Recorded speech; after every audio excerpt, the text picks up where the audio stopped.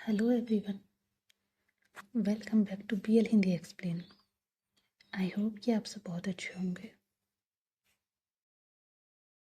तो आज हम ये अमेजिंग स्टोरी शुरू करने जा रहे हैं, लव इन द एयर।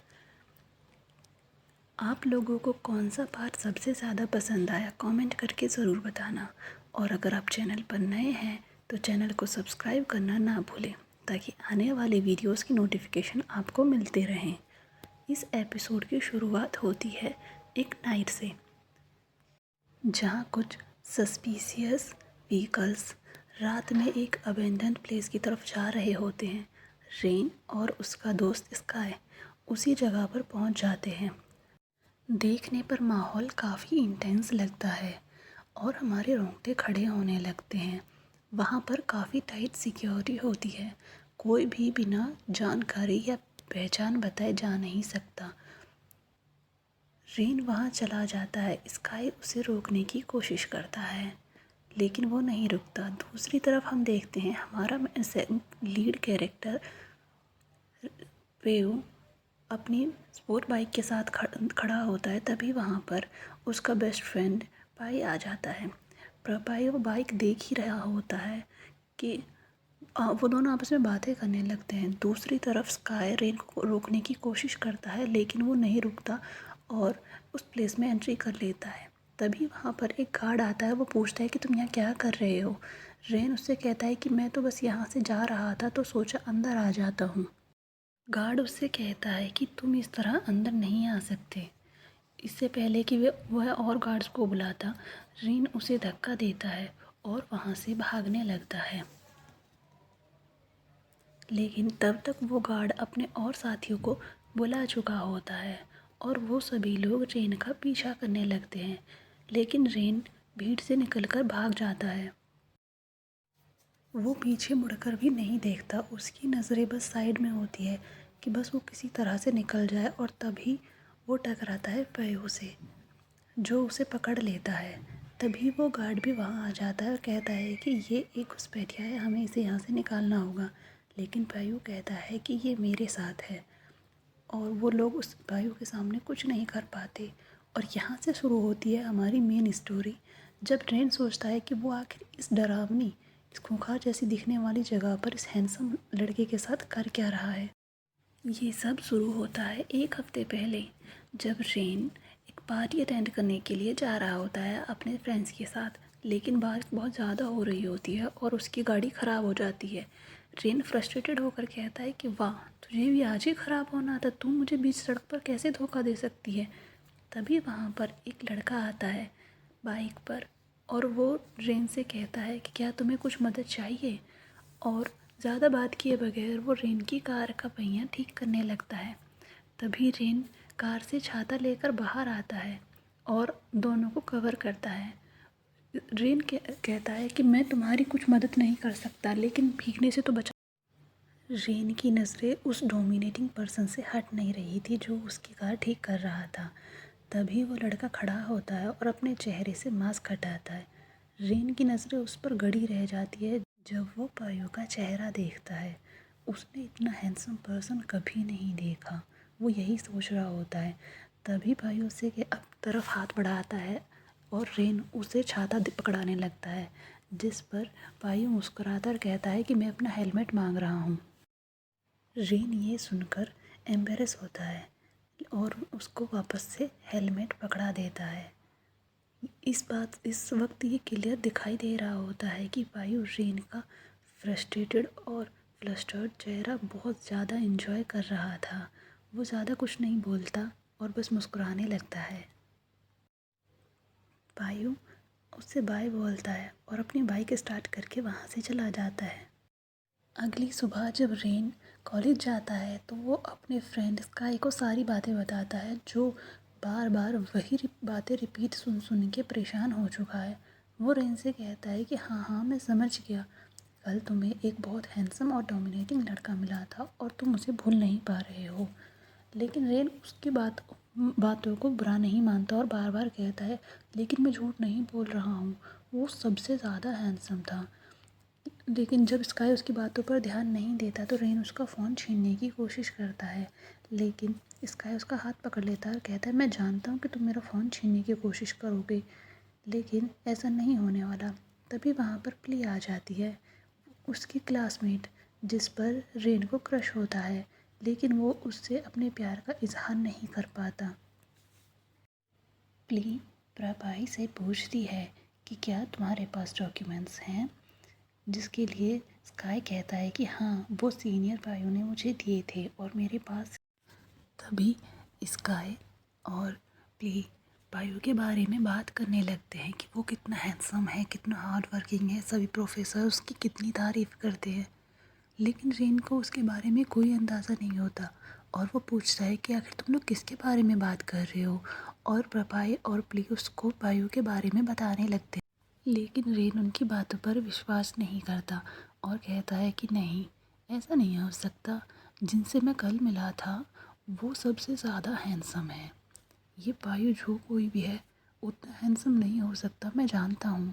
वो सब अपनी कन्वर्सेशन में इतने खोए हुए होते हैं कि वो ध्यान ही नहीं देते कब उनकी प्रोफेसर उनके पीछे आके खड़ी हो जाती है।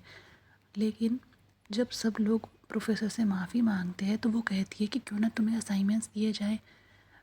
स्काई प्रोटेस्ट करता है, लेकिन इस पर प्रोफेसर सिर्फ उसके असाइनमेंट्स बढ़ाती है। उसके सब दोस्त हंसने लगते हैं, लेकिन रेन सिर्फ फ्रस्ट्रेटेड हो जाता है। वहीं पायु अपने गैराज आता है। उसका कोवर्कर, या फिर यूँ कहे कि उसका एम्प्लॉय, उसे एक नई बाइक दिखाता है और कहता है कि बॉस ने भिजवाई है और तुम, मुझे पता है कि इसे सिर्फ तुम ही टच करते हो। वो दोनों कुछ देर के लिए बात करते हैं और इसके बाद पायु बाइक को ठीक करने लगता है क्योंकि ये उसका साइड वर्क है।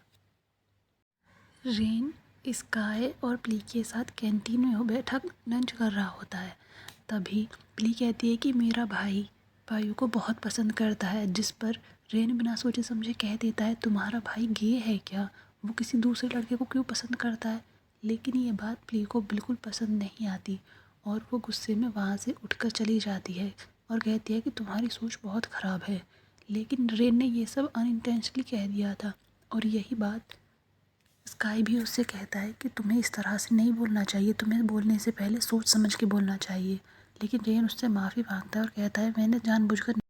इसके बाद रेन प्ली से माफ़ी मांगने और उसे परस्यूट करने के लिए काफ़ी कोशिश करता है, लेकिन प्ली उसे हर बार मना कर देती है। रेन अपने दोस्तों के साथ क्लब में जाता है पार्टी के लिए। उसके बाकी सारे फ्रेंड्स भी वहाँ होते हैं। तभी एक सीनियर रेन से ड्रिंक के लिए कहता है, लेकिन रेन मना कर देता है कि नहीं, मैं ड्रिंक नहीं करता। उसके बाकी फ्रेंड्स भी आते हैं और कहते हैं कि तुम इस बच्चे को परेशान क्यों कर रहे हो, अगर उसे ड्रिंक नहीं करनी तो फोर्स मत करो। और वो लोग पायु के बारे में बात करने लगते हैं। लेकिन तभी एंट्री होती है हमारे हीरो की, यानी पायु की। वो आता है एकदम चार्मिंग डैशिंग दिखते हुए और रेन अपनी नज़रें उससे हटा नहीं पाता। वो सब लोगों से बात करता है। तभी रेन के जूनियर्स उसे टीज़ करते हैं कि सीनियर, आप तो अपने साथ तूफ़ान लेकर आए हैं, बाहर बहुत ज़ोरों से बारिश हो रही है।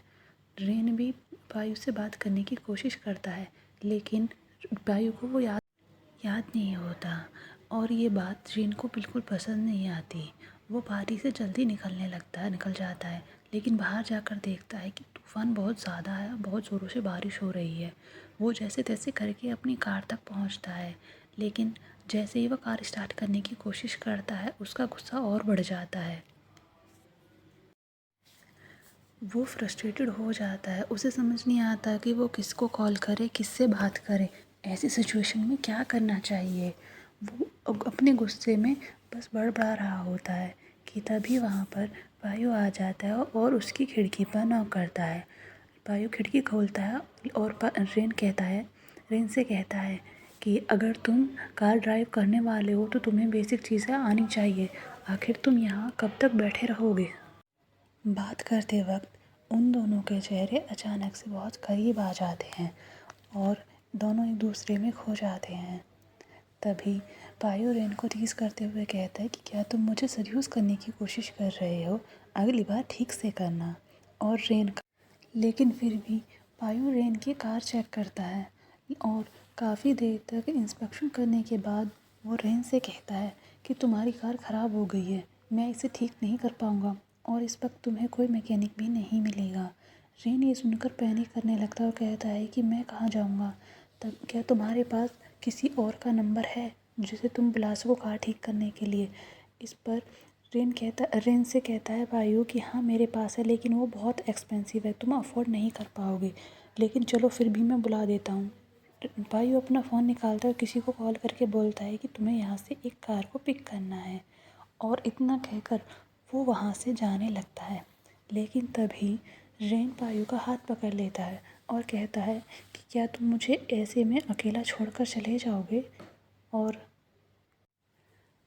पायु के चेहरे से यह साफ पता चलता है कि वो रेन की मैसरी काफ़ी इंजॉय कर रहा था, just in A funny way.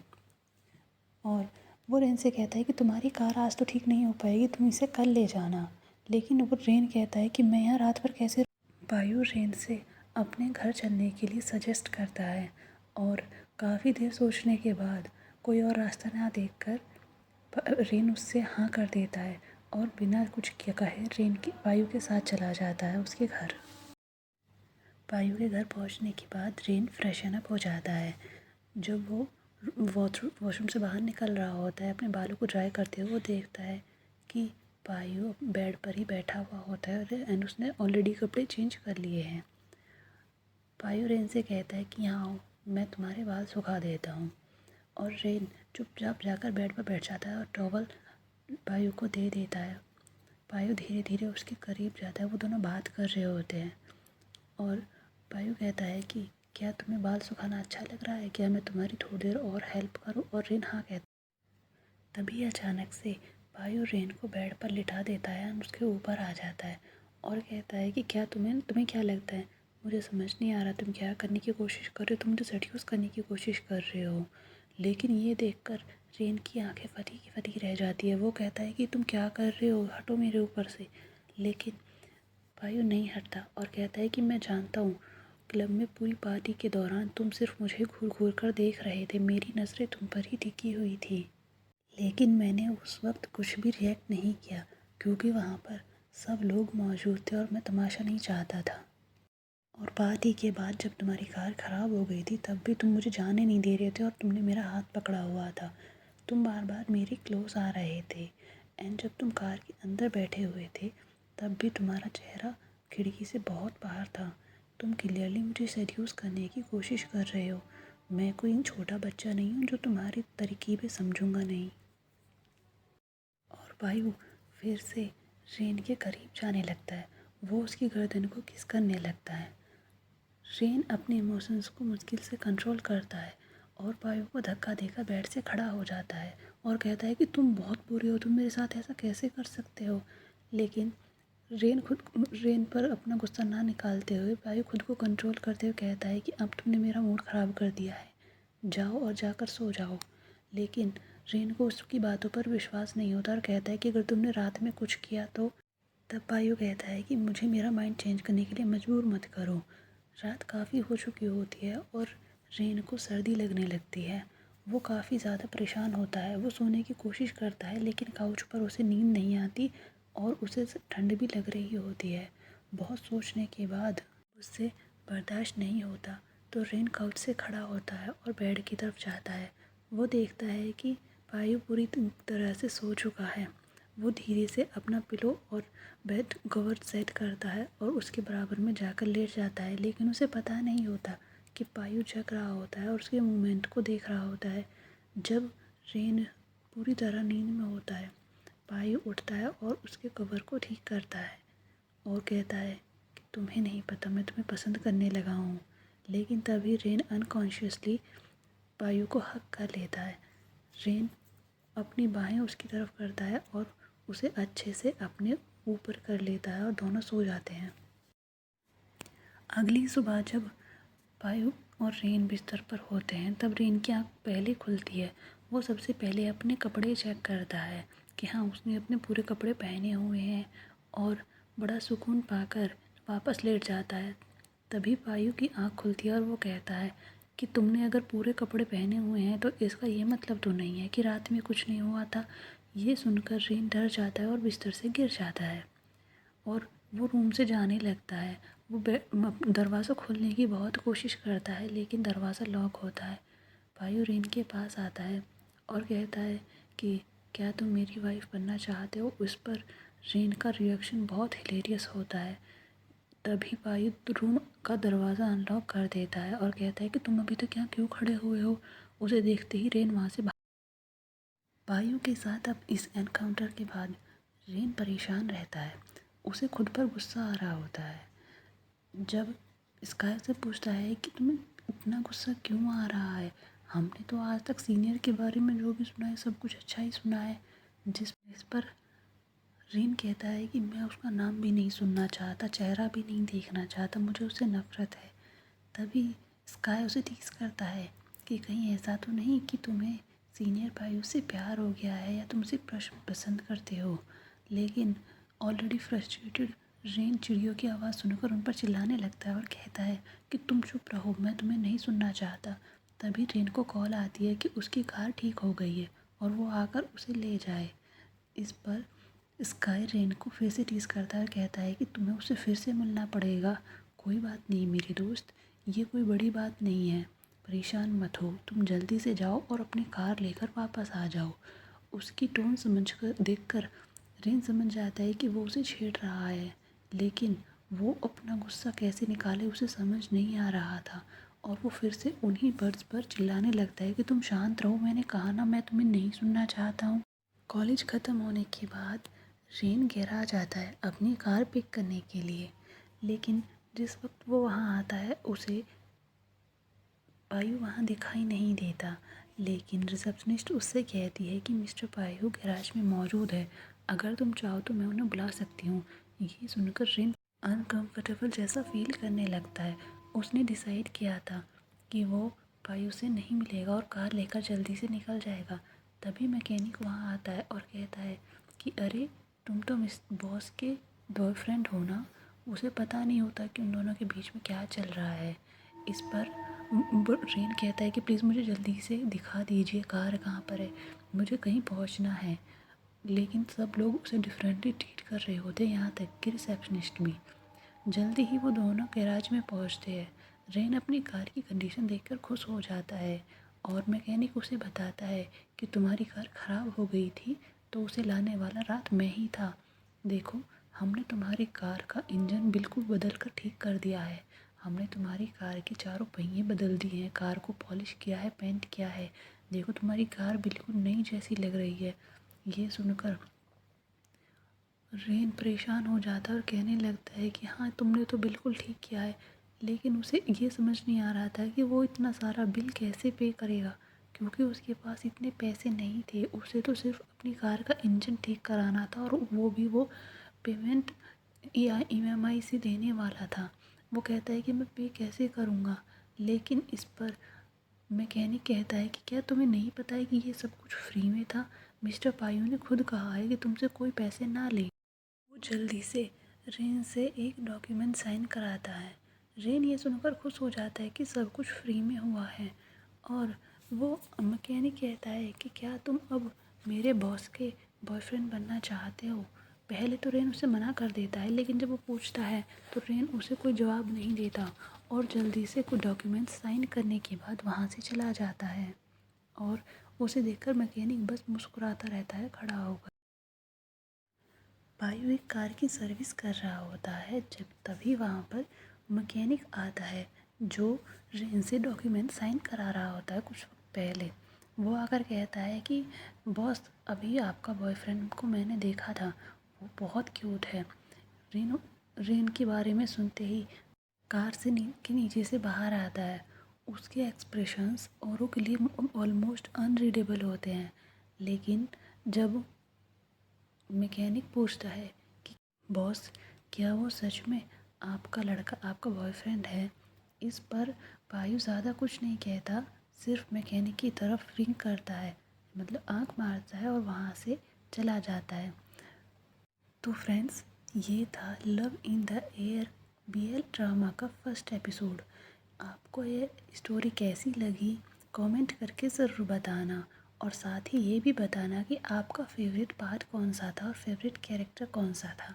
अगर आपको वीडियो पसंद आए तो प्लीज़ लाइक करना और अगर चैनल पर नए हो तो चैनल को सब्सक्राइब करना मत भूलना। जल्द मिलेंगे नेक्स्ट वीडियो के साथ। Thank you so much for watching this video. Take care your self.